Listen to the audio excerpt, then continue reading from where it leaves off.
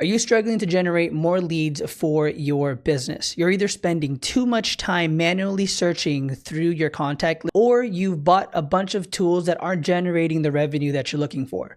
On today's video, I'll show you an automated way to generate leads utilizing Apollo in just a few minutes. My name is Adam. I help business owners and entrepreneurs generate more leads and close more deals by utilizing smart automation tools and my 9 years of experience in this space. In today's video, I will show you how to utilize Apollo to find and reach out to your ideal prospect without all of the hassle. If you find value in this video, subscribe to the channel as I will constantly be showing you tips and tricks on how to generate more leads. Let's get to work. All right, so I am not going to go in depth in how to sign up to Apollo. I think it's relatively self-explanatory. Most of the time, I recommend the 99 professional option, mostly because of the amount of credits that you get to utilize and the mobile credits. And that's if you're using cold calling as well as email marketing. But once we get your account set up, we would then go into the Apollo dashboard in Workspace. Now, for those that don't have a lot of experience generating B2B contacts, this could be kind of overwhelming. Over 33 million companies are registered in Apollo, and even a lot more individual contacts. For Apollo, it's a database of B2B contacts as well as an email outreach tool. Today, we won't be going over the email outreach tool. It'll just be high level, showing you guys how to get your contacts, how to properly search for contacts rather than just willy-nilly searching up random things and then utilizing those credits. The reason for utilizing Apollo, it's a super large database. It has a lot of filters, and my favorite are the automation features. Okay, compared to the competitors like LinkedIn Sales Navigator and or ZoomInfo, I find them a little complicated starting off, and that's really not something that you getting your feet started in this space is ideal for, right? You want to get the results, you want to do it fast, and you want to do it easy enough where you're not spending too much time.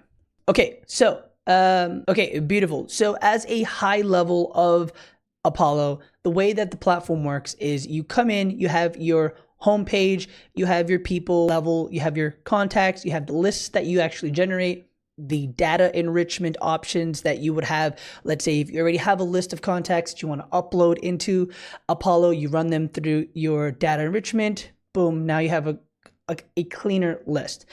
You then have a couple of sequences and workflows. The way to think about it is sequences are what will happen for your team, right? Your SDRs, yourself, what actions would look like. The workflows are things that are done automatically based off certain settings, parameters through Apollo. Okay.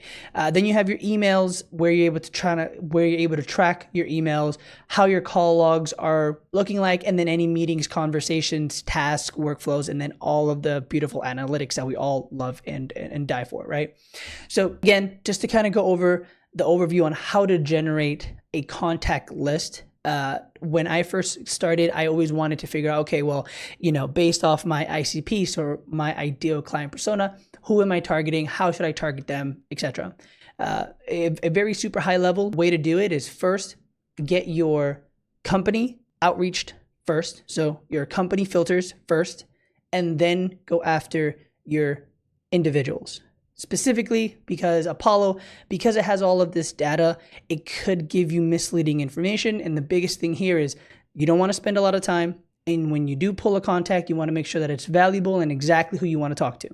So again, very high level here. The way that I like to start off all of my searches is if you search up online, Apollo SIC code, it'll give you all of the SIC codes that are in Apollo. And what SIC stands for is Standard Industrial Classification Code. So ultimately, the company that you're going after, what category do they fall under? A very simple one is real estate. So for this example, let's say we use real estate as the SIC. We're under the company, under the company level. We put in the SIC code, right? That starts filtering it out a little bit. We then put in the location in the United States, And this right here, depending on what you're looking to accomplish, this gets us started in the ballpark, okay? Let's say you want to be a little bit more specific, where you want to just have contacts or companies that are in New York. So let's say New York, New York, you then drop down to 1,600. So I'm a firm believer that the smaller you go and then expand, the better. All right, so again, super high level. Let's say you're focusing on the real estate space and you have a service or product that is targeted to real estate agents, real estate brokers, etc. I am a firm believer you should first focus on a very small target market. Make sure that you understand the right roles, the right company types, sizes, margins, etc., and then expand. If you go too broad, you end up spending 6 to 9 months doing all this email and cold outbound just to find out that nothing worked, right? It's better to start small and then move up from there. So in this case, under the company level, we use the SIC code. We put the companies just for New York.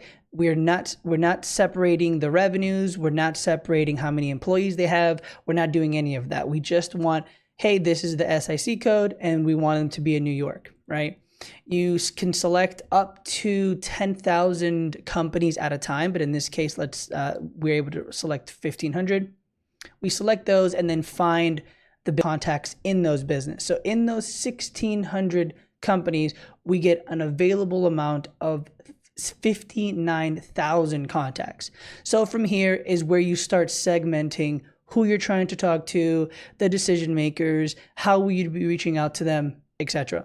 But for the sake of this example, the first thing I'd like to do just to kind of get started as a super high level, you first segment the contacts based off those that are verified in Apollo.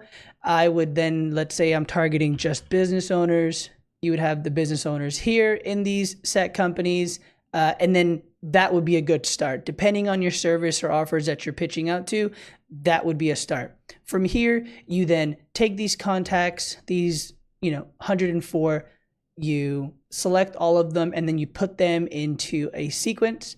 Let's say we're going to call this real estate owners in New York. All right. And then that's basically it. Right? It's again, super simple, straight to the point, but at least that way by this point, you then could segment a little bit more on the email verifications, other type of phrases of business owners rather than just owners like founders, CEOs, and things like that, because they could both apply, but Apollo could have those kind of different filters. But once you have your target list, you then go into right under list, you go into the list that you then created, and then there are your contacts. It's up to you then to scrape them, put them into your email verification tools, and then all of the outbound. But ideally, that's the process when it comes down to utilizing Apollo. Again, you search through the company level, you then go to the people level, you get super narrow, straight to the point, and then you start expanding from there. There's a lot more that I could share with you guys. By all means, if this brought you any value, any insight whatsoever, let me know.